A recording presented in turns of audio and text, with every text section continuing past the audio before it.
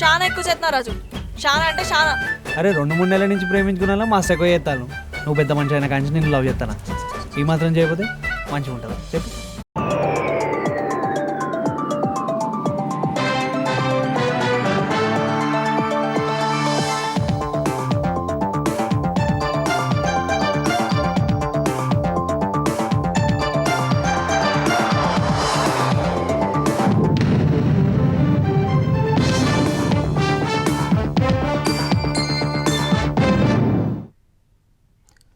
నమస్తే, ఈటీవీ న్యూస్కు స్వాగతం. ముందుగా ముఖ్యాంశాలు.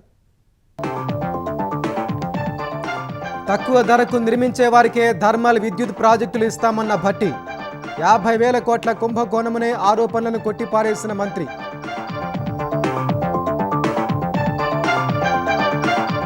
తెలంగాణ వ్యాప్తంగా బీఆర్ఎస్ దీక్షా దివస్. కేసీఆర్ ఉద్యమ స్ఫూర్తితో పోరాడతామన్న కేటీఆర్. ప్రభుత్వ ప్రజా వ్యతిరేక విధానాలను ఎండగడతామని వెల్లడి. కేటీఆర్ వ్యాఖ్యలపై మండిపడిన సీతక్క. ప్రతిపక్షంలోకి రాగానే దీక్షా దివస్ గుర్తొచ్చిందని విమర్శ. బీఆర్ఎస్ను ప్రజలు విశ్వసించబోరని స్పష్టీకరణ. రాజధాని రైతుల సమస్యలపై మరోసారి త్రిసభ్య కమిటీ భేటీ. నిర్దేశిత గడువులోపు పరిష్కరిస్తామని హామీ. త్వరలో అసైన్డ్ భూముల రిజిస్ట్రేషన్. తిరుమల కల్తీ నెయ్యి కేసులో దర్యాప్తును ముమ్మరం చేసిన సిట్. మరో 11 మందిని నిందితులుగా చేరుస్తూ నెల్లూరు ఏసీబీ కోర్టులో మెమో దాఖలు. కర్ణాటకలో నాయకత్వ మార్పుపై కథనాలకు తెరదించిన సిద్ధరామయ్య, డీకే శివకుమార్. 2028 ఎన్నికలను కలిసే ఎదుర్కొంటామని స్పష్టీకరణ. వరుస బస్సు ప్రమాదాలపై ఎన్హెచ్ఆర్సీ సీరియస్. భద్రతా ప్రమాణాలు లేని స్లీపర్ సర్వీసులను పక్కన పెట్టాలని అన్ని రాష్ట్రాలకు ఆదేశాలు.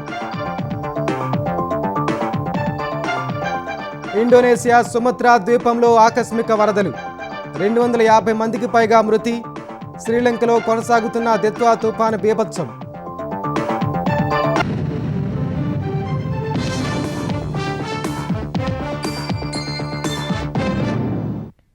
విద్యుత్ ప్రాజెక్టులో 50,000 కోట్ల రూపాయల కుంభకోణం ఆరోపణలు శుద్ధ అబద్ధమని తెలంగాణ ఉప ముఖ్యమంత్రి భట్టి విక్రమార్క దుయ్యబట్టారు. రాజకీయంగా ఉనికిని కోల్పోతామనే భయంతోనే బీఆర్ఎస్ ఆరోపణలు చేస్తోందన్నారు.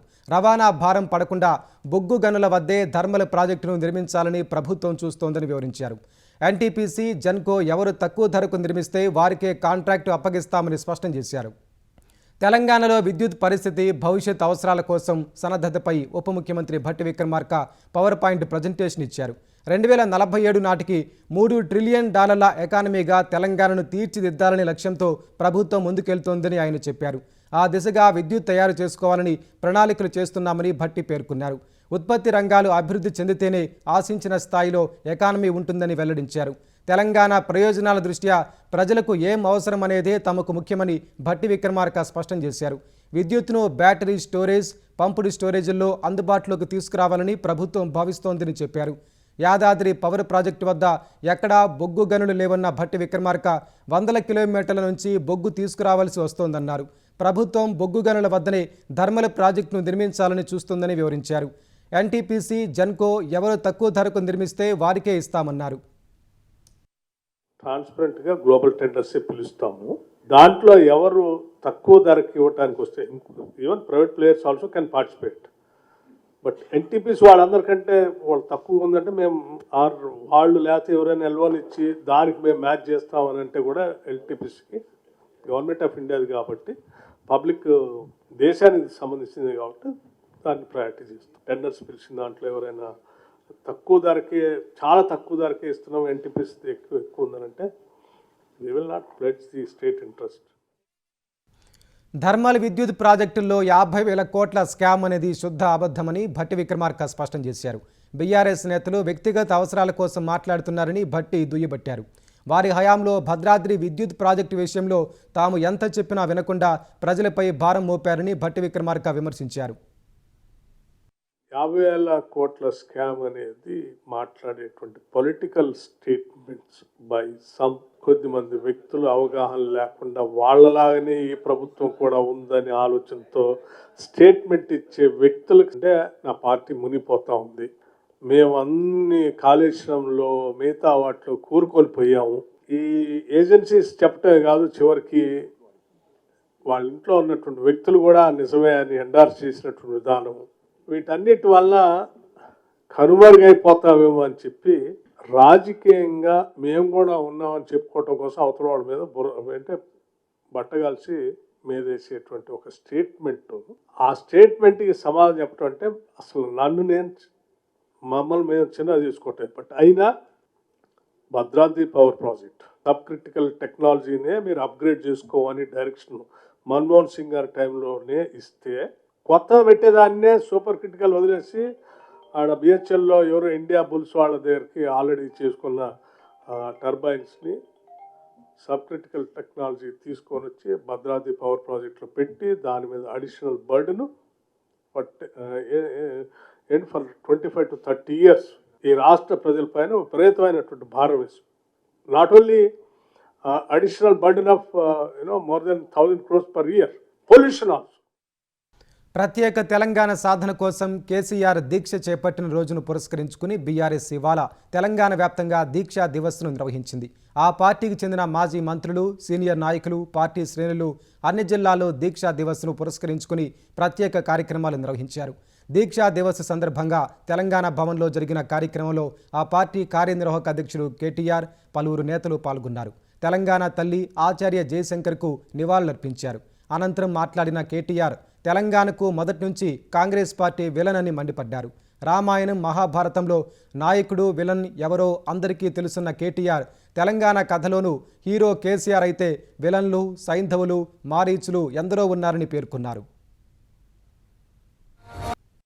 నవంబర్ 29, 2009 ఉద్యమ ప్రస్థానంలో ఒక ఉజ్వల దృశ్యం. సావు నోట్లో తలబెట్టిన ఒక సాహసం. కేసీఆర్ సచ్చుడో తెలంగాణ వచ్చుడో ఏదో ఒకటి తేలాలి అని ఒక మహానాయకుడు గర్జించిన రోజు. దీక్షా దివస్ సాక్షిగా ఒక ప్రతిజ్ఞ మనందరం చేయాలి. ఇవాళ దీక్షా దివస్ సాక్షిగా కేసీఆర్ పోరాట స్ఫూర్తిగానే చెప్తున్నా, తిరిగి అదే జాగల తెలంగాణ తల్లిని పెట్టే బాధ్యత మనందరిది. బరాబర్ పెడతాం. మళ్ళీ తిరిగి ఆ తెలంగాణ తల్లి చేతుల్లో బతుకమ్మ పెట్టే బాధ్యత కూడా మనందరిది. మళ్ళీ ఈ దీక్షా దివస్ స్ఫూర్తిగా తెలంగాణ సోయిని సానబెట్టుకోవాల్సిన రోజు గుర్తు చేసుకుందాం. దీక్షా దివస్ మన ఆత్మగౌరవాన్ని రగిలించుకోవాల్సిన రోజు, మన అస్తిత్వాన్ని కాపాడుకోవాలని ప్రతినబూలాల్సిన రోజు. 60 ఏండ్ల చరిత్రకు, 60 ఏండ్ల పోరాటానికి తిరిగి పునరంకితమయ్యే రోజు ఈ దీక్షా దివస్. ప్రతిపక్ష బీఆర్ఎస్ తెలంగాణ వ్యాప్తంగా చేపట్టిన దీక్షా దివస్పై పంచాయతీరాజ్ శాఖ మంత్రి సీతక్క ఆగ్రహం వ్యక్తం చేశారు. కేవలం ప్రజలను మోసం చేయడానికే బీఆర్ఎస్ ఈసారి దీక్షా దివస్ను 10 రోజులు నిర్వహించాలని తలపెట్టిందని మండిపడ్డారు. పంచాయతీ ఎన్నికల్లో లబ్ధి పొందడానికే ఈ ప్రయత్నమని చెప్పారు. బీఆర్ఎస్ అధికారంలో ఉన్నప్పుడు దీక్షా దివస్ను 10 రోజులు ఎందుకు నిర్వహించలేదని సీతక్క ప్రశ్నించారు. బీఆర్ఎస్ తన అనుకూల మీడియా, సోషల్ మీడియాతో అబద్ధాలు నిజాలుగా చూపెట్టే ప్రయత్నం చేస్తోందన్న సీతక్క, ఎవరు ఎన్ని కుట్రలు చేసినప్పటికీ జూబ్లీహిల్స్ ఎన్నికల్లో బీఆర్ఎస్ ఆటలు సాగలేదన్నారు. ఇకపై జరిగే ఎన్నికల్లో కూడా బీఆర్ఎస్కు అదే అనుభవం తప్పదని స్పష్టం చేశారు. వాళ్ళకి నిజంగా చిత్తశుద్ధి ఉంటే తెలంగాణ వచ్చిన తర్వాత దీక్షా దివాసు మరి ఒక్కరోజు మొదలుపెట్టారు. ఒక్కరోజు, ఆ రోజు అధికారంలో ఉన్నప్పుడు ఏం చేసింది లేదు కాబట్టి చెప్పుకోవడానికి ఏం లేదు కాబట్టి ఒక్క రోజుతో పరిమితం. ఈ రోజు ఎన్నికలు ఉన్నాయి, అదే కాకుండా ప్రతిపక్షంలోకి వచ్చారు కాబట్టి అధికార పార్టీని తిట్టడం కోసం, ఓట్లలో లబ్ధి పొందడం కోసం కుట్రలు చేస్తారు. ఈ రోజు మేము అనేకం చేసినాం. గ్రామీణ ప్రాంత ప్రజలకు కానీ, పట్టణ ప్రజలకు కానీ మాకు చెప్పుకోవడానికి అనేక ఎజెండాలు, అనేక అభివృద్ధి కార్యక్రమాలు ఉన్నాయి కాబట్టి మా విజయాలను చెప్పుకోవడానికి మేము 9 రోజుల కార్యక్రమం మేము చేస్తాం. కాబట్టి ఇవాళ టీఆర్ఎస్ పార్టీ ఎంతసేపు అబద్ధాల పునాదుల మీద తప్పుడు ప్రచారాలతోటి రాజ్యాధికారంలోకి రావాలనుకుంటున్నాం. కానీ ఈ రోజు కూడా చెప్తున్నాం, ఎక్కడన్నా ఏదైనా ఒకటి జరిగితే దానికి ఉల్టా పల్టా చేసి తప్పుడు ప్రచారాలు చేయడం మానుకోండి, లేకుంటే ప్రజలు బుద్ధి చెప్పే పరిస్థితి వస్తుంది. కాజీపేట రైల్వే కోచ్ ఫ్యాక్టరీలో రైల్వే కోచ్ల తయారీ యూనిట్ కళ త్వరలో సాకారం కాబోతుందని కేంద్ర మంత్రి కిషన్ రెడ్డి చెప్పారు. కోచ్ ఫ్యాక్టరీ పనులను పరిశీలించిన మంత్రి షెడ్యూల్ ప్రకారమే పనులు పూర్తవుతున్నాయని పేర్కొన్నారు. 160 ఎకరాల్లో 521 కోట్ల రూపాయల నిధులతో ఆర్ఎంయు నిర్మాణం జరుగుతోందని చెప్పారు. నిర్మాణ పనులు 75% పూర్తయినట్టు, ఆధునిక పరికరాలు అందుబాటులోకి రాబోతున్నాయని కేంద్ర మంత్రి వెల్లడించారు. గూడ్స్ రైళ్లే రైల్వే శాఖకు ప్రధాన ఆదాయమని ఆయన తెలిపారు. వాటర్ రీయూజ్ కోసం గ్రీన్ కాన్సెప్ట్తో నిర్మాణం జరుగుతోందని చెప్పారు. ఉద్యోగాల విషయంలో కూడా స్థానికులకే అధిక ప్రాధాన్యం ఉంటుందని స్పష్టం చేశారు. తెలంగాణలో 100% ఎలక్ట్రిఫికేషన్ జరిగిందన్న కిషన్ రెడ్డి ప్రయాణికులకు మెరుగైన వసతులు కల్పిస్తున్నట్టు చెప్పారు. 521 కోట్లు ఫస్ట్ ఫేజ్లో దీని మీద ఖర్చు పెడతా ఉన్నాం. Mega watt power rooftop solar plant కూడా ఇక్కడ ఏర్పాటు చేస్తున్నాం. న్యాచురల్ లైటింగ్ ఉండే విధంగా, డే లైటింగ్ ఉండే విధంగా ఈ యొక్క ఫ్యాక్టరీ నిర్మాణం అయింది. దీని కారణంగా విద్యుత్ ఆదా కావాలనేటువంటి కాన్సెప్ట్, న్యాచురల్ వెంటిలేషన్ కూడా ఉండే విధంగా కూడా ఈ యొక్క ఆధునికమైనటువంటి పద్ధతిలో నిర్మాణం జరుగుతూ ఉంది. ఇక్కడ పడేటువంటి ప్రతి నీటి చుక్క బయటికి వెళ్లకుండా రెయిన్ వాటర్ హార్వెస్టింగ్ సిస్టాన్ని కూడా చేయాలనేది ఆ రోజు ప్రధానమంత్రి గారు ఈ యొక్క పరిశ్రమ నిర్మాణ విషయంలో చెప్పిన విషయాన్ని సందర్భంగా మనవేస్తున్నాను. వచ్చే సంవత్సరము ఇది పూర్తి స్థాయిలో కంప్లీట్ చేయాలనేది లక్ష్యంగా పెట్టుకొని ముందుకెళ్తా ఉన్నాం. ఇక్కడ తయారు చేసేటువంటి అన్ని రకాలుగా ఉన్నటువంటి ఉత్పత్తులు చాలా వేగవంతంగా అన్ని రాష్ట్రాలకు పంపిణీ చేసేటువంటి అవకాశం ఉంది. అమరావతి రైతుల ప్లాట్లకు సంబంధించి వీధి పోట్ల సమస్యలను పరిష్కరిస్తామని కేంద్ర మంత్రి పెమ్మసాని చంద్రశేఖర్ హామీ ఇచ్చారు. రాజధాని రైతుల సమస్యల పరిష్కారానికి సంబంధించి ఇవాళ జరిగిన త్రిసభ్య కమిటీ సమావేశంలో ఈ మేరకు కీలక నిర్ణయాలు తీసుకున్నట్లు ఆయన తెలిపారు. మంత్రి నారాయణ, ఎమ్మెల్యే తెనాలి శ్రావణ్ కుమార్, అమరావతి జేఏసీ ప్రతినిధులు ఈ సమావేశంలో పాల్గొన్నారు. ఈ మేరకు భూ సమీకరణకు రాకుండా కోర్టులకు వెళ్లిన రైతులతో చర్చించి సమస్యలను పరిష్కరిస్తున్నట్టు పెమ్మసాని చంద్రశేఖర్ వెల్లడించారు. రైతుల హెల్త్ కార్డుల్లో మార్పులు చేర్పులకు అవకాశం కల్పిస్తామన్నారు. గ్రామ కంఠాలు, జరీబు భూముల సమస్యలపై క్షేత్రస్థాయిలో సర్వే చేసి పరిష్కరిస్తామన్నారు. నిర్దేశిత కాల పరిమితిలోగా రైతుల సమస్యలు పరిష్కరిస్తామని మంత్రి నారాయణ పేర్కొన్నారు. కమర్షియల్లో వాస్తుని మనం ఈ రోడ్డు పోర్టుని తీసుకోకపోతే వాళ్ళు ఏమంటున్నారంటే west south west, south west లో మాకు ప్రాబ్లం ఉంది, అది కూడా మాకు ఇబ్బందికరమైందే, దాన్ని కూడా మార్చాలని అడుగుతా ఉన్నారు. అది ఒక ఇష్యూ. రెండోది, మెయిన్ రోడ్డు పెద్దగా ఉంది, దానికి కనెక్ట్ అయ్యేది చిన్న రోడ్లు ఉన్నాయి. ఆ పెద్ద రోడ్డు ఉన్నది, చిన్న రోడ్డు ఉన్న చాట అది రోడ్డు పోర్టు కింద రాదు అని చెప్పి ఆ రోజు వాస్తు వాళ్ళు చెప్తే దాన్ని కూడా మనం ఇంక్లూడ్ చేయలేదు. అయితే వీళ్ళు ఏమంటున్నారంటే దాన్ని కూడా మీరు ఒకసారి కన్సిడర్ చేయమంటున్నారు. ఇవన్నీ అసెస్ చేయాలి. నెక్స్ట్ టైం రివ్యూకి అసెస్ చేసి ఇంపాక్ట్ ఎంత ఉందో చూసి అవేమన్నా సాధ్యం అయ్యే పని తక్కువ అయితే చేయగలిగితే చేస్తాం. అవి తక్కువ కాకుండా ఎక్కువ అయిపోయి అదంతా సిస్టమ్ అంతా డిస్టర్బ్ అయ్యే పని అయితే వాటిని చేయాలంటే కష్టం. ఈ రెసిడెన్షియల్ ప్లాట్ వరకు 100% ఏదైతే గైడ్ లైన్స్ ఉన్నాయో దాని ప్రకారం మొత్తం చేస్తాం. ఇంతవరకు ఎవరికైతే గ్రామ కంఠాల్లో ప్లాట్లు ఇచ్చారో వాళ్ళు ఎన్ని వెరిఫై చేయమని యాక్చువల్ గా ఆ యొక్క అధికారులకు ఆదేశించారు. దానికి కూడా టైం బౌండ్ 1 month మంత్రి గారు చెప్పడం జరిగింది. జరీబు, నాన్ జరీబులో కూడా కొన్ని అలిగేషన్స్ ఉన్నాయి. ఇది కాకుండా లంకా ల్యాండ్స్ అయితే ఆల్రెడీ రిజిస్ట్రేషన్ జరుగుతున్నాయి. ఎక్కడైతే లంకా ల్యాండ్స్ లో ప్లాట్ అలాట్ చేశారో అవి రోజు 10-15 రిజిస్ట్రేషన్ జరుగుతున్నాయి. అది ఇబ్బంది లేదు. స్టేట్ మొత్తం అసైన్ ల్యాండ్స్ని స్టడీ చేయమని ఒక కమిటీ వేశారు. ఇప్పటికే అనేక దఫాలు డిస్కస్ చేసాం. దాని రిజల్ట్స్ రావడానికి 2-3 నెలలు పడుతుంది. కాబట్టి డిలే కాకుండా ఈ క్యాపిటల్ సిటీలో ఏదైతే ఉందో అసైన్ ల్యాండ్స్, ఈ ల్యాండ్స్ వరకు ఆ జీవో నుంచి మినహాయించేటట్టుగా నెక్స్ట్ క్యాబినెట్కి సీఎం గారు తీసుకురమన్నారు. ఆ జీవో నుంచి ఈ క్యాపిటల్ సిటీలో ఉండే అసైన్ ల్యాండ్స్ని డిలీట్ చేస్తే పాత జీవో ప్రకారం మనం చేస్తూ వాళ్ళకి ప్లాట్ అలాట్ చేయడం జరుగుతుంది. తిరుమల లడ్డు కల్తీ నెయ్యి కేసులో సిబిఐ నేతృత్వంలోని సిట్ దర్యాప్తు వేగవంతం చేసింది. తాజాగా మరో 11 మందిని నిందితులుగా చేరుస్తూ నెల్లూరు ఏసీబీ కోర్టులో మెమో దాఖలు చేసింది. వీరితో కలిపి ఈ కేసులో ఇప్పటి వరకు పేర్కొన్న నిందితుల సంఖ్య 35కు చేరింది. కల్తీ నెయ్యి కేసులో మరో 11 మందిని సిట్ నిందితులుగా చేర్చింది. నిందితుల్లో 7 టీటీడీ ఉద్యోగులు కాగా మరో 4 డైరీ నిపుణులు. 2019-24 మధ్య టీటీడీ కొనుగోలు విభాగంలో పనిచేసిన జీఎంలతో పాటు సీనియర్, జూనియర్ అసిస్టెంట్లపై కేసు నమోదు చేసింది. కల్తీ నెయ్యి కేసు ఫిర్యాదుదారు అప్పటి జీఎం మురళీకృష్ణను నిందితుడిగా చేర్చింది. కల్తీ నెయ్యి అక్రమాలపై 2024 అక్టోబర్లో ఫిర్యాదు చేసిన మురళీకృష్ణను విచారణ అనంతరం సిట్ నిందితుడిగా చేర్చింది. ఈ కేసులో A28 నుంచి A30 వరకు అప్పటి జీఎంలు పేరూరు జగదీశ్వరరెడ్డి, రాళ్లపల్లి శ్రీనివాస, శ్రీ వెంకటరామ సుబ్రహ్మణ్యం, ప్రళయ కావేరి మురళీకృష్ణ పేర్లను చేర్చారు. A31గా ఎస్వి గోశాల పూర్వ డైరెక్టర్ డాక్టర్ కె హరినాథ్ రెడ్డిని, A32 నుంచి A36 వరకు డైరీ నిపుణులు doctor M Mahender, doctor B Venkata Subrahmanyan, M Vijay Bhaskar Reddy, doctor Battula Surendranath, doctor K జయరాజరావును చేర్చారు. కర్ణాటకలో నాయకత్వ మార్పు ప్రచారానికి సీఎం సిద్ధరామయ్య ఉప ముఖ్యమంత్రి డీకే శివకుమార్ తెరదించారు. తమ మధ్య ఎలాంటి భేదాభిప్రాయాలు లేవని, భవిష్యత్తులోనూ కలిసే ఉంటామని స్పష్టం చేశారు. నాయకత్వం విషయంలో అధిష్టానం నిర్ణయం మేరకు నడుచుకుంటామని తెలిపారు. కర్ణాటకలో సీఎం మార్పు అంశంపై తీవ్రమైన చర్చ జరుగుతున్న వేళ సిద్ధరామయ్య ఆహ్వానం మేరకు డీకే శివకుమార్ ఆయన నివాసానికి వెళ్లారు. ఇరువురు కలిసి అల్పాహారం చేశారు. తర్వాత మీడియాతో మాట్లాడిన ఇరువురు నేతలు నాయకత్వ మార్పుపై భవిష్యత్తులోనూ ఎలాంటి గందరగోళం ఉండదన్నారు. సీఎం మార్పుపై బీజేపీ, జేడీఎస్ అసత్య ప్రచారాలు చేస్తున్నాయని ఆగ్రహం వ్యక్తం చేశారు. వారి అసత్య ప్రచారాలను ఉమ్మడిగా ఎదుర్కొంటామని తెలిపారు. నెల రోజులుగా ఉన్న గందరగోళానికి తెరదించేందుకే ఈ బ్రేక్ఫాస్ట్ భేటీ జరిగిందన్నారు. 2028 అసెంబ్లీ ఎన్నికలను కలిసే ఎదుర్కొంటామని వారు చెప్పారు.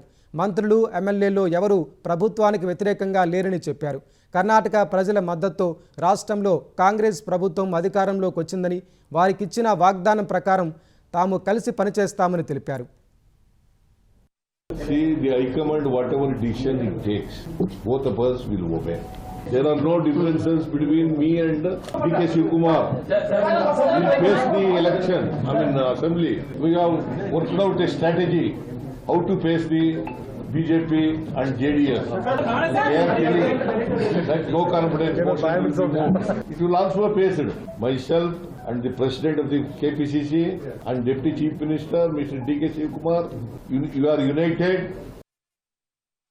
Today, myself and the Honorable Chief Minister, we had a breakfast meeting. Mr. CM is also going to come for a lunch or dinner within next few days to my residence. Today, we discussed the strategy of 28 assembly session which is going to be held, how to tackle the opposition party. Whatever they do politics, they may try to create a lot of issues. We are ready to answer to them. As far as political issues is concerned, the leadership issue is concerned, we go by my party high command. వివాదాలతో సాంగత్యం చేయడం మన దేశ స్వభావం కాదని RSS chief Mohan Bhagwat అన్నారు. సౌభ్రాతృత్వం, ఐక్యతే మన సంప్రదాయమని పేర్కొన్నారు. మహారాష్ట్ర నాగ్పూర్లో జరిగిన కార్యక్రమంలో పాల్గొన్న ఆయన వివాదాలకు భారతీయులు ఎప్పుడూ దూరంగా ఉంటారని వివరించారు. ప్రపంచంలోని కొన్ని దేశాలు మాత్రం ఎప్పుడూ వివాదాలతో సహవాసం చేస్తూ ఉంటాయని వ్యాఖ్యానించారు. నేషనలిజం, నేషనాలిటీకి చాలా తేడా ఉందన్న మోహన్ భగవత్ జాతీయవాదమే తమ విధానమని స్పష్టం చేశారు. మితిమీరిన నేషనలిజంతో గతంలో 2 ప్రపంచ యుద్ధాలు వచ్చాయని గుర్తు చేశారు. जनपद यानी केवल लोगों का समूह नहीं, तो आपस में अपनत्व से बंधा. अपनत्व का कारण क्या? तो हम सब भारत माता के पुत्र हैं, इसलिए हम भाई भाई. रिलीजन नहीं, लैंग्वेज नहीं, खान पान रीति रिवाज नहीं, स्टेट नहीं, कुछ नहीं. ये विविधता है, लेकिन विविधता के बावजूद उस एकता को हम स्मरण करते हैं, क्योंकि हमारी मातृभूमि ने वो संस्कार दिया, सुरक्षा और प्रतिष्ठा हमको देकर. इसलिए उस माता के हम पुत्र हैं, इसलिए हम भाई भाई हैं. ये जनपदवती भूमि का तत्व हमारी राष्ट्रीयता है. A320 మోడల్కు చెందిన విమానాల్లో సగానికి పైగా విమానాలకు సాఫ్ట్వేర్ అప్డేట్ పూర్తయినట్లు director general of civil aviation DGCA వెల్లడించింది.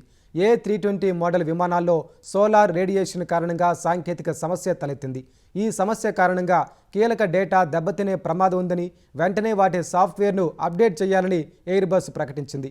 ఆ మేరకు A320 మోడల్ విమానాల్లో తప్పనిసరిగా సాఫ్ట్వేర్ అప్డేట్ చేపట్టాలని DGCA సూచించింది. ఈ మేరకు A320 మోడల్ విమానాలను గ్రౌండింగ్ చేయాలని DGCA ఆదేశించింది. అవసరమైతే విమాన సర్వీసులు నిలిపివేయాలని సూచించింది. ఈ మేరకు భారత విమానయాన సంస్థలు తమ వద్ద ఉన్న 338 విమానాల్లో సాఫ్ట్వేర్ అప్డేట్ ప్రక్రియ చేపట్టాయి. ఇప్పటి వరకు 190కి పైగా విమానాల్లో అప్డేట్ పూర్తయినట్లు వెల్లడించాయి. ఆదివారానికి మిగిలిన విమానాల్లో సాఫ్ట్వేర్ అప్డేట్ పూర్తవుతుందని DGCA తెలిపింది. ఈ కారణంగా విమాన సర్వీసులు రద్దు కాలేదని, ఆలస్యంగా నడుస్తున్నట్లు పేర్కొంది. ఇండిగో, ఎయిర్ ఇండియా ఎక్స్ప్రెస్ వంటి విమానయాన సంస్థలు A320 మోడల్ విమానాలు నడుపుతున్నాయి. దేశంలో ఇటీవల జరిగిన వరుస బస్సు ప్రమాదాలు ప్రజల్లో తీవ్ర భయాందోళనలు సృష్టిస్తున్న వేళ జాతీయ మానవ హక్కుల కమిషన్ NHRC కీలక ఆదేశాలు జారీ చేసింది. నిబంధనలకు విరుద్ధంగా ఉన్న స్లీపర్ బస్సులను తక్షణమే పక్కన పెట్టాలని అన్ని రాష్ట్ర ప్రభుత్వాలను ఆదేశించింది. ఇటీవల జరిగిన కొన్ని బస్సు ప్రమాదాల్లో ప్రయాణికులు సజీవ దహనమై ప్రాణాలు కోల్పోగా NHRC ఈ చర్యలు తీసుకుంది. భద్రతా ప్రమాణాలు పాటించకపోవడం, తనిఖీలు చేపట్టకపోవడం సహా అగ్ని ప్రమాదం సంభవిస్తే దాన్ని నియంత్రించే పరికరాలు బస్సుల్లో లేనందునే ఆయా ప్రమాదాలు జరిగినట్లు ఎన్హెచ్ఆర్సీకి ఫిర్యాదులు అందాయి. ఈ ఫిర్యాదులను పరిగణలోకి తీసుకున్న జాతీయ మానవ హక్కుల కమిషన్ బస్సు ప్రమాదాలు ప్రజల ప్రాణాలను ప్రమాదంలో పడేస్తున్నాయని పేర్కొంది. రాజ్యాంగంలోని జీవించే హక్కుకు భంగం కలిగిస్తున్నాయని తెలిపింది. ఈ నేపథ్యంలో చట్టవిరుద్ధంగా రోడ్లపై తిరుగుతున్న బస్సులను పక్కన పెట్టాలని అన్ని రాష్ట్రాల ప్రభుత్వ ప్రధాన కార్యదర్శులకు మార్గదర్శకాలు జారీ చేసింది. కర్నూలు జిల్లా ఎమ్మిగనూరులో ఘోర రోడ్డు ప్రమాదం జరిగింది. కోటేకల్ వద్ద 2 కార్లు ఢీకొన్న ఘటనలో 5 మృతి చెందారు. మరో 2 పరిస్థితి విషమంగా ఉంది. మృతులు ఒకే కుటుంబానికి చెందిన కర్ణాటక వాసులుగా పోలీసులు గుర్తించారు. దైవ దర్శనానికి వెళ్తుండగా తెల్లవారుజామున ఈ రోడ్డు ప్రమాదం జరిగినట్టు పోలీసులు చెప్పారు. కర్ణాటక కోలార్ జిల్లా చెక్కహోసల్లి గ్రామానికి చెందిన సతీష్ కుమార్, భార్య మీనాక్షి, కుమారుడు రుత్విక్, మేనల్లుడు బనీత్ గౌడ్, అత్తమామలు గంగమ్మ, వెంకటేశప్ప, బావమరిది చేతన్తో కలిసి మంత్రాలయం రాఘవేంద్ర స్వామి దర్శనానికి కారులో బయలుదేరారు. మరోవైపు విశాఖకు చెందిన అశోక్, జాహ్నవి, రాధిక హైదరాబాద్ నుంచి ఆదోనికి ఓ వివాహ వేడుక కోసం వస్తున్నారు. తెల్లవారుజామున ఎమ్మిగనూరు దాటిన తర్వాత కోటేకల్ సమీపంలో ఎదురుగా వస్తున్న ఫార్చునర్ కారును స్విఫ్ట్ కారు వేగంగా ఢీకొట్టింది. ఈ ప్రమాదంలో స్విఫ్ట్ కారు పల్టీలు కొడుతూ రోడ్డు పక్కన ఎగిరిపడింది. ఈ ప్రమాదంలో వెంకటేశప్ప, రుత్విక్, సతీష్, మీనాక్షి, బనీత్ ఘటనా స్థలంలోనే ప్రాణాలు విడిచారు. డ్రైవింగ్ చేస్తున్న చేతన్తో పాటు గంగమ్మ తీవ్రంగా గాయపడ్డారు. ఫార్చునర్ కారులోని వ్యక్తులు ఎయిర్ బెలూన్లు తెరుచుకోవడంతో స్వల్ప గాయాలతో బయటపడ్డారు. స్విఫ్ట్ కారు డ్రైవర్ నిద్రమత్తు, పొగమంచు ప్రమాదానికి కారణమని పోలీసులు ప్రాథమికంగా అనుమానిస్తున్నారు. ఈ దుర్ఘటనపై సీఎం చంద్రబాబు విచారం వ్యక్తం చేశారు. కృష్ణా జిల్లా కంకిపాడు మండలం నెప్పల్లి పరిధిలో జాతీయ రహదారిపై జరిగిన రోడ్డు ప్రమాదంలో 2 అక్కడికక్కడే మృతి చెందారు. ఉయ్యూరు నుంచి కంకిపాడు వైపు వస్తున్న మోటార్ సైకిల్ ప్రమాదానికి గురై వాహనంపై ఉన్న 2 మృతి చెందారు. అర్ధరాత్రి దాటిన తర్వాత జరిగిన ఈ ప్రమాదంలో చనిపోయిన వారి మృతదేహాలను ఉయ్యూరు ప్రభుత్వ ఆసుపత్రికి తరలించారు. మృతులు కంకిపాడు మండలం కోమటికుంట సందోలి నరసింహులు, ఉయ్యూరుకు చెందిన పచ్చిగిల డానియల్గా గుర్తించారు. ముఖ్యమంత్రి రేవంత్ రెడ్డి మంత్రులు ఖజానా దోచేందుకే జీవో 27 ద్వారా Hyderabad industrial land transformation policy తెచ్చారని బీజేపీ శాసనసభాపక్ష నేత ఏలేటి మహేష్ రెడ్డి ఆరోపించారు. ఈ పాలసీ పేరుతో రేవంత్ రెడ్డి మంత్రులు భూ కుంభకోణానికి తెరలేపారని ఏలేటి ఆరోపించారు. ఇదే అంశంపై మంత్రులతో చర్చించేందుకు అసెంబ్లీ మీడియా పాయింట్ వద్ద ఉదయం 11 గంటల నుంచి ఎదురు చూసినా మంత్రులెవరూ రాలేదని తెలిపారు. ఎక్కడే వారి అవినీతి తెలిసిపోయిందని ఏలేటి మహేష్ రెడ్డి పేర్కొన్నారు. బీజేపీ ఈ అంశంపై న్యాయ పోరాటం చేస్తోందన్నారు. బీఆర్ఎస్ తెచ్చిన పరిశ్రమ పాలసీని కాంగ్రెస్ వ్యతిరేకించి అధికారంలోకి వచ్చాక అదే బాటలో నడిస్తే ఏం అర్థం చేసుకోవాలని మండిపడ్డారు. నేను మీకు నిన్న ఛాలెంజ్ చేసినాను, చెప్పినట్టుగానే ఈ రోజు ఉదయం 11 గంటల నుంచి అసెంబ్లీ మీడియా పాయింట్ దగ్గర మీకోసం ఎదురు చూస్తున్నా. నేను రుజువులతో సహా ప్రూవ్ చేస్తాను. మన తెలంగాణ రాష్ట్ర ఖజానాకి 6,30,000 కోట్ల రూపాయల గండి కొట్టి ఏ రకంగా దోచుకునే ప్రయత్నం జరుగుతూ ఉన్నదో మీ ద్వారా నేను మరి చెప్పడానికి సిద్ధంగా ఉన్నానని చెప్పి నేను తెలియజేస్తా ఉన్నాను. ఒకవేళ నేను రుజువు చేయకుంటే నా ఎమ్మెల్యే పదవికి రాజీనామా చేసి రాజకీయ సన్యాసం చేస్తే దానికి మీరు సిద్ధమని అడుగుతా ఉన్నాను. పౌల్ట్రీ పరిశ్రమ దిగ్గజం శ్రీనివాస ఫార్మ్స్ చైర్మన్ చిట్టూరి జగపతిరావు కన్నుమూశారు. జూబిలీ హిల్స్లోని తన నివాసంలో ఉదయం 5 గంటలకు 92 ఏళ్ల జగపతిరావు తుది శ్వాస విడిచారు. శ్రీనివాస ఫార్మ్స్ ప్రైవేట్ లిమిటెడ్ వ్యవస్థాపకులుగా, నేషనల్ ఎగ్ కోఆర్డినేషన్ కమిటీ సహ వ్యవస్థాపకులుగా జగపతిరావు విశేష సేవలందించారు. ఇంటర్నేషనల్ ఎగ్ కమిషన్ అందించే ప్రతిష్టాత్మక international egg person of the year 2023 పురస్కారం జగపతిరావుకు లభించింది. ఆ అవార్డు గెలుచుకున్న మొదటి ఆసియా వ్యక్తిగా ఆయన కీర్తికెక్కారు. తెలుగు రాష్ట్రాల్లో పౌల్ట్రీ రంగంలో విశేష సేవలందించిన జగపతిరావు మృతిపై వ్యాపార, రాజకీయ ప్రముఖులు దిగ్భ్రాంతి వ్యక్తం చేశారు. ఉపరాష్ట్రపతి వెంకయ్యనాయుడు, మంత్రి వివేక్ వెంకటస్వామి సహా పలువురు ప్రముఖులు జూబిలీ హిల్స్లోని జగపతిరావు నివాసంలో ఆయన పార్థివ దేహానికి నివాళులర్పించారు. జగపతిరావు మరణ వార్త ఎంతో విచారానికి గురిచేసిందని మాజీ ఉపరాష్ట్రపతి వెంకయ్యనాయుడు అన్నారు. జగపతిరావు దేశంలో కోళ్ల పరిశ్రమ అభివృద్ధికి విశేష కృషి చేశారని కొనియాడారు. ఇండోనేషియాలోని సుమత్రా ద్వీపంలో ఆకస్మిక వరదల సహా కొండ చర్యలు విరిగిపడి 250 మందికి పైగా మృతి చెందారు. మరో 79 మంది గల్లంతయ్యారు. ఉత్తర సుమత్రా ప్రావిన్స్లో కొండ చర్యలు విరిగిపడి ఓ గ్రామం మట్టిలో కూరుకుపోయింది. వారం రోజులుగా కురుస్తున్న భారీ వర్షాలకు స్థానిక నదులు ఉగ్రరూపం దాల్చాయి. దాదాపు 3,000 మందిని అధికారులు పునరావాస కేంద్రాలకు తరలించారు. వరద ప్రభావిత ప్రాంతాలకు భారీ యంత్రాలను తీసుకెళ్లే పరిస్థితి లేనందున సహాయ చర్యలకు ఆటంకం ఏర్పడుతోంది. చాలా చోట్ల రహదారులు తెగి సహాయ బృందాలు అతి కష్టం మీద ప్రభావిత ప్రాంతాలకు వెళ్లాయి. సహాయ బృందాలు చేరుకోలేని ప్రాంతాలకు విమానాల ద్వారా సహాయ సామగ్రిని తరలిస్తున్నారు. దిత్వా తుపాను దాటికి కురిసిన భారీ వర్షాలకు పోటెత్తిన వరదలతో అతలాకుతలమైన శ్రీలంకకు భారత్ ఆపన్న హస్తం అందించింది. ఆపరేషన్ సాగర్ బంధు పేరుతో ఆహార పదార్థాలు సహా ఇతర సహాయ సామగ్రిని కొలంబోకు తరలించింది. వాయుసేనకు చెందిన C-130 సైనిక రవాణా విమానం, నావికా దళానికి చెందిన INS విక్రాంత్, INS ఉదయగిరి నౌకలు సహాయ సామగ్రిని తీసుకెళ్లాయి. C-130 సైనిక రవాణా విమానంలో 21 టన్నుల సామగ్రిని కొలంబోకు తరలించారు. వరద ప్రభావిత ప్రాంతాల్లో సహాయ చర్యలు చేపట్టేందుకు 80 మంది NDRF సిబ్బంది కూడా శ్రీలంకకు వెళ్లారు. వారితో జాగిలాలు, కమ్యూనికేషన్ పరికరాలు, బోట్లను పంపించింది. దిత్వా తుపాను దాటికి కురిసిన అతి భారీ వర్షాలకు శ్రీలంకలోని పలు ప్రాంతాల్లో ఆకస్మిక వరదలు సహా కొండ చర్యలు విరిగిపడ్డాయి. ఫలితంగా 123 మంది మృతి చెందారు. మరో 130 మంది గల్లంతయ్యారు. 35% గృహాలకు విద్యుత్ సరఫరా నిలిచిపోయింది. దిత్వా తుపాను ప్రభావం తమిళనాడుపై చూపుతోంది. తమిళనాడులోని అనేక ప్రాంతాల్లో భారీ వర్షాలు కురుస్తున్నాయి. పుదుకొట్టైలో స్థానిక రిజర్వాయర్కు వరద పోటెత్తగా నీటిని దిగువకు వదులుతున్నారు. ఈ కారణంగా జననీ నగర్, కలిముత్తులో కాలనీల్లోకి వరద చేరింది. ఆకస్మిక వరదలు వచ్చే అవకాశం ఉన్నందున అరక్కోణంలో NDRF బలగాలను మోహరించారు. తంజావూరులో కూడా 30 మందితో కూడిన బృందాన్ని సిద్ధంగా ఉంచారు. తూతుకుడిలో అలలు పోటెత్తగా మత్స్యకారులు వేటకెళ్లొద్దని అధికారులు హెచ్చరించారు. రామేశ్వరం వద్ద సముద్రం కల్లోలంగా మారడంతో ధనుష్కోటికి వెళ్లకుండా పర్యాటకులను నిలిపివేశారు. రేపటి వరకు భారీ వర్షాలు కురుస్తాయన్న వాతావరణ శాఖ హెచ్చరికలతో అధికారులంతా అప్రమత్తంగా ఉండాలని తమిళనాడు సీఎం MK స్టాలిన్ ఆదేశించారు. లోతట్టు ప్రాంతాల్లోని ప్రజలను పునరావాస కేంద్రాలకు తరలించాలని నిర్దేశించారు. తంజావూరు, నాగపట్నం, తిరువరూర్ సహా కావేరీ డెల్టాలోని జిల్లాలకు వాతావరణ శాఖ రెడ్ అలర్ట్ జారీ చేసింది. దిత్వా తుపాను ప్రభావంతో కోస్తా రాయలసీమలో మోస్తరు నుంచి అతి భారీ వర్షాలు కురిసే సూచనలు ఉన్నాయని ఆంధ్రప్రదేశ్ విపత్తు నిర్వహణ సంస్థ తెలిపింది. డిసెంబర్ 2 వరకు మత్స్యకారులు సముద్రంలోకి వేటకు వెళ్లొద్దని సూచించింది. ప్రస్తుతం నైరుతి బంగాళాఖాతం, శ్రీలంక తీరాన్ని ఆనుకొని దిత్వా తుపాను ప్రభావం ఉందని తెలిపింది. ఈ తుపాను రేపు తెల్లవారుజామున తమిళనాడు, పుదుచ్చేరి, దక్షిణ కోస్తాంధ్ర తీరాల వద్ద తీవ్ర వాయుగుండంగా బలహీనపడే అవకాశం ఉందని అంచనా వేసింది. అటు దిత్వా తుపాను దృష్ట్యా ముందస్తు జాగ్రత్తలు తీసుకోవాలని ముఖ్యమంత్రి చంద్రబాబు అధికారులను ఆదేశించారు. తుపాను వల్ల నష్టం జరగకుండా ప్రణాళిక ప్రకారం జాగ్రత్తలు తీసుకోవాలన్నారు. ఇన్ఛార్జ్ మంత్రులు వారికి కేటాయించిన జిల్లాల్లో ఉండి అవసరమైన చర్యలను పర్యవేక్షించాలని సూచించారు. అధికార యంత్రాంగం క్షేత్రస్థాయిలో ప్రజలకు అందుబాటులో ఉండాలని, అనుక్షణం అప్రమత్తంగా ఉండాలని హోంమంత్రి అనిత ఆదేశించారు. తుపాను ఎక్కువగా ప్రభావం చూపే తిరుపతి, చిత్తూరు, కడప, నెల్లూరు, ప్రకాశం జిల్లాల కలెక్టర్లు, ఎస్పీలకు ఈ మేరకు సూచించారు. ముఖ్యాంశాలు: తక్కువ ధరకు నిర్మించే వారికే థర్మల్ విద్యుత్ ప్రాజెక్టులు ఇస్తామన్న భట్టి. 50,000 కోట్ల కుంభకోణమనే ఆరోపణలను కొట్టిపారేసిన మంత్రి.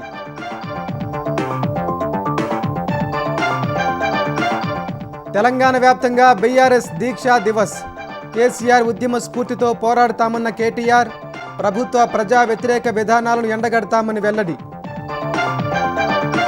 కేటీఆర్ వ్యాఖ్యలపై మండిపడిన సీతక్క. ప్రతిపక్షంలోకి రాగానే దీక్షా దివస్ గుర్తొచ్చిందని విమర్శ. BRSను ప్రజలు విశ్వసించబోరని స్పష్టీకరణ.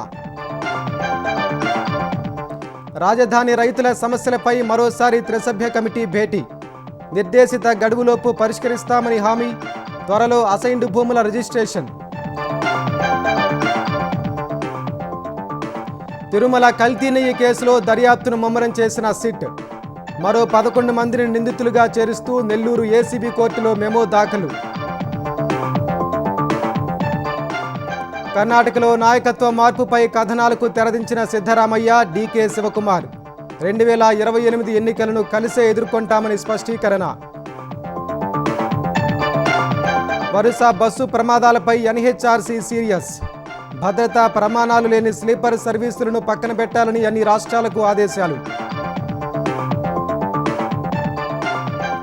ఇండోనేషియా సుమత్రా ద్వీపంలో ఆకస్మిక వరదలు. 250 మందికి పైగా మృతి. శ్రీలంకలో కొనసాగుతున్న దిత్వా తుపాను బీభత్సం.